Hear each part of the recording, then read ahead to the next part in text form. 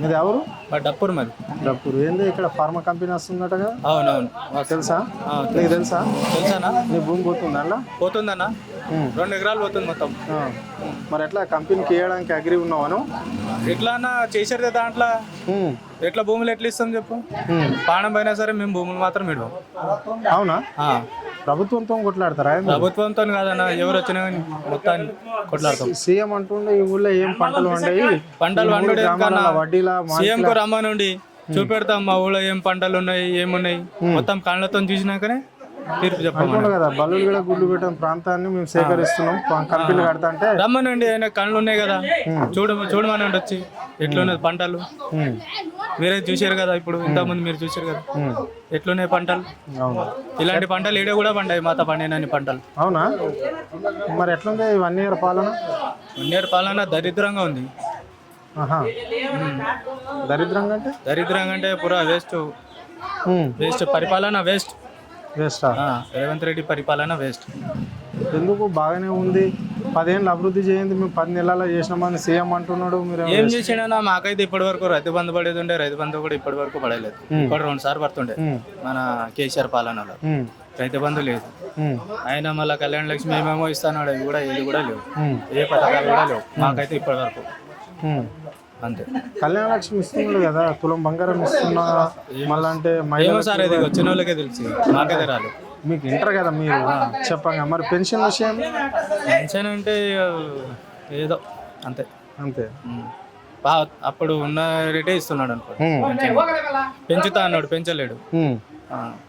ఇచ్చిన హామీలన్నీ నెరవేరినట్లు అన్నా? మరి నెరవేరినట్టు కాదు, నెరవేరినట్టు. ఏ ఒక్కటి కూడా. మరి మళ్ళీ రేపు పంచాయతీ ఎన్నికలు ఉంటాయి కదా, గ్రామ పంచాయతీ ఎన్నికలు. మరి ఎట్లా ఉంటది ప్రభావం, ఎట్లుండబోతుంది యూత్ది మీలాంటి? యూత్ ఇక మా యూత్ పోరాడేది అలాగుంటది. అలాగా? అంటే మళ్ళీ కాంగ్రెస్ కి పట్టం కడతారా? పట్టం కట్టడు కాదు, ఇక కడతారా? ఓకే.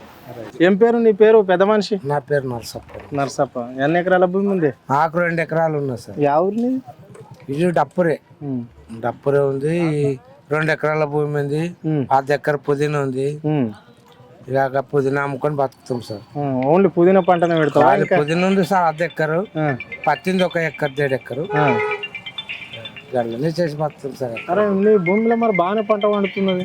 బాగా పండుతుంది. మరి ముఖ్యమంత్రి ఏమో ఇక్కడ ఈ ఊళ్ళో కంపెనీ పెడుతున్నాము, ఇక్కడ ఏం పంటలే వండాయి, ఇగో మినిమం తొండలుగడ గుడ్లు పెట్టని భూమిని తీసుకుంటున్నాం అంటున్నాడు. మరి నువ్వు 2 ఎకరాల భూమిలో 3 పంటలు చెప్పవాలి. నేను 2 లక్షల పుదీనా అమ్ముతా సార్ సంవత్సరం. 10 ఎకరా భూమిని? 10 ఎకరాల. ఇప్పుడు 1 లక్ష రూపాయల పత్తి అయింది. ఇప్పుడు మళ్ళీ అది పత్తి కొట్టేసి చెనిగేసిన. 3 రకాల పంటలు తీస్తావు అయితే.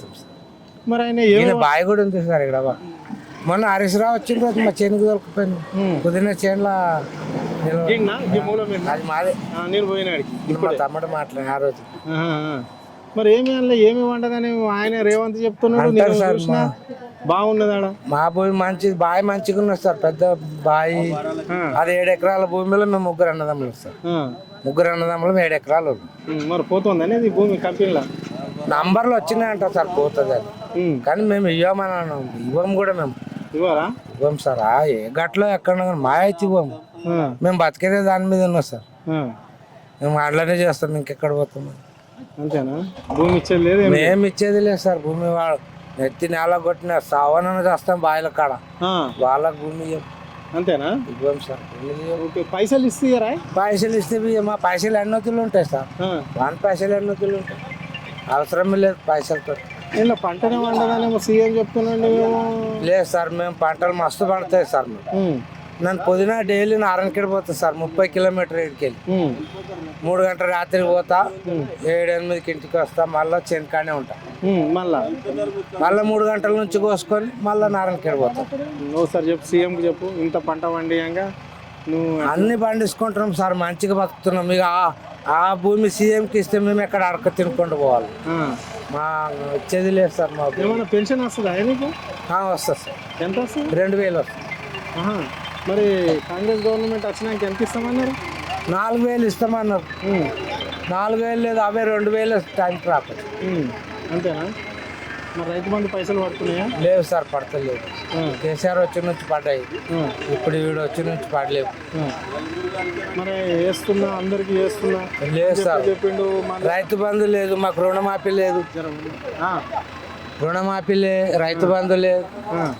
పింఛన్ 4000 ఇస్తా అన్నాడు, అవి లేవు. ఇక మా బతుకు మేము బతుకుతాం సార్. ఆ డబ్బులు రాకున్నా సరే కానీ మా బతుకైతే మేము బతుకుతాం. భూమి ఇచ్చేది లేదు, భూమి ఇచ్చేది లేదు. ఆ రైతు బంధు చల్లగా ఉండని, ఆ పింఛన్ చల్లగా ఉండని, అక్కడ పోని అన్ని సీఎం పెట్టుకోమా. మాది మాకే చాలు సార్. ఆ సీఎం పెట్టుకున్నాడు. రైతు బంధు వద్దు, మన పింఛన్ 4000 వద్దు, మా భూమి మాకే చాలు. అంతేగాని భూమి ఇచ్చే ప్రసక్తి, భూమి ఇచ్చేది లేదు సార్.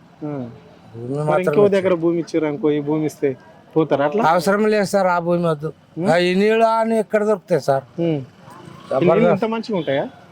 మరి ఆ 7 ఎకరాలు 10 ఎకరాల భూమి పారుతాను నా బావి నుంచి. 2 మోటార్లు నడుస్తున్నాయి ఇప్పుడు. మొత్తం మీద ఇయ్యారు. మంచి భూమి, నీళ్లు ఏడ దొరుకుతాయి సార్? అన్నిగా డబ్బులు ఇచ్చినా కూడా దొరికాయి. అయినా మాకు ఇస్తారు సార్, భూమి ఏడ చిక్కుతుంది? వాళ్ళు ఇచ్చిన డబ్బులకు భూమి ఏడ చిక్కుతుంది? అవసరమే లేదు అవన్నీ.